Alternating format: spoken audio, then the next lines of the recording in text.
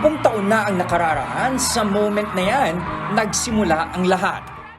Mula noon, malayo na ang narating ng karera ng isa sa mga ginagalang na musikero sa bansa. Bago niya ipagdiwang ang kanyang 2 dekada sa industriya, makikipagkwentuhan at kantahan sa atin ang tinaguriang King of Pinoy teleserye theme songs, Eric Santos, live. Sa kanyang husay, nasemento na nga ang kanyang pangalan sa OPM. Mula sa isang singing competition, isa na siya sa mga hinahangaan natin sa larangan ng pagkanta. O, di ba? And this year, ipagdiriwang natin ang kanyang ikalawang dekada sa industriya. 20 years, ha? 20 years yun. 20 years! The country's pop ballad royalty and the king of OPM theme songs. Wow, talaga naman. Katabi ko. Oh, Eric Santos in the house. Wow! Good morning mga kapatid! Good morning sa inyo. It's my first time here. Thank you for having me. Maraming Sabi ko nga, no, salamat. 20 years, no, pero parang napakabilis ng panahon. Napakabilis. At ikaw, parang hindi ka naman mukhang tumatanda. Anong Ay, sikreto thank mo, no? you. Anong sikreto mo, no, sa pagiging, again, pag-re-reinvent ang sarili mo sa industriya? Siguro, apart from dun sa mga regimen natin, kasi kailangan na natin Ayan, yung medyo, hindi na tayo bumabata, no? I think it's, I believe it's the grace of God. Yung talagang blessing ng Panginoon sa buhay ko at sa pamilya ko. Ibang klase rin eh. Amen. Grabe. At yung IF din. And yes, Intermittent fasting intermittent fasting. Habang kain tayo kain sa tabi ni Kaya hindi ako Eric. makatikim eh kasi naka-IF ako.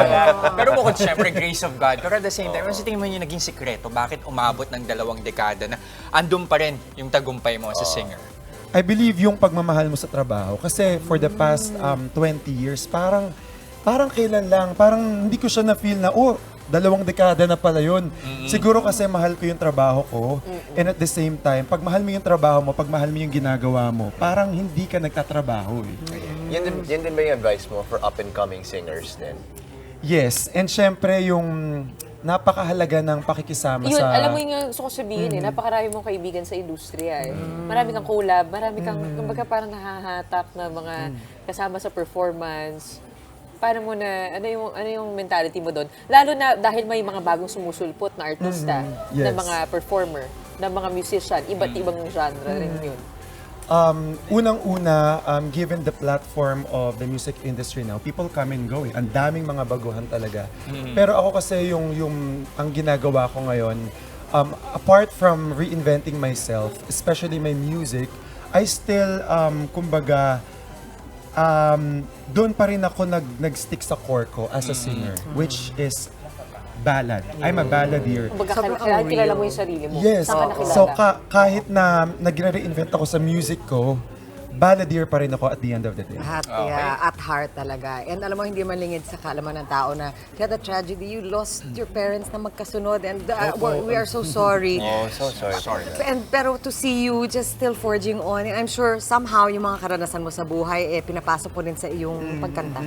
Oo. Yes, it's been so hard. Actually, it's been draining for me and my family kasi ang hirap magkasunod eh. Tapos we're so close to our parents. So mahirap pero kinakaya. Tulad nga ng nasabi ko, it's the grace of God. Kantahan mo na lang. Ikaw magka-20th anniversary concert ka. Anong ano ba to? Bago namin ikaw ipag-promote, no? Siguro, muna kami, magre-request lang kami ng... Sample! Siguro na kung lang kami ng kakantahan mo konti. ang iyong magulang.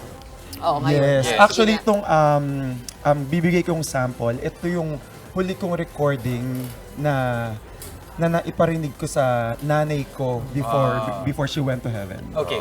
Okay. So this is titled Hanggang sa Huli. Okay. Kahit pa ulit-ulit, kahit anong pasakit, titisin, huwag ka lang mawawala sa piling ko. Kahit na anong unos ay kakayanin, para sa'yo, mahal ko, hanggang sa huli. Yes, sa lahat po ng mga viewers natin, sa mga kapatid, samahan niyo po akong i-celebrate ang aking milestone, ang akin pong 20th anniversary concert na gaganapin po yan sa October 6 sa SM Mall of Asia Arena. Ididirect po yan ni Direct John Prats, my good friend. And of course, with my papi as the musical director, Homer Flores. Available na po ang tickets sa SM Tickets outlets and online via smtickets.com. Of course, I will be joined by my very special guests na good friends ko rin po sa industriya that I will be announcing very soon. So, stay tuned. This show actually is produced by Cornerstone Concerts and ABS-CBN Music. Maraming salamat, Eric Santos, at sa pagsama sa amin sa unang araw ng Setyembre. Mga kapatid, Gretchen Hopo, huwag maging huli at maging una sa lahat ng balitaan. Maging maalam at may pakialam sa mga napapanahong issue at balita sa bansa. Mag-subscribe at mag-follow sa News 5 social media pages.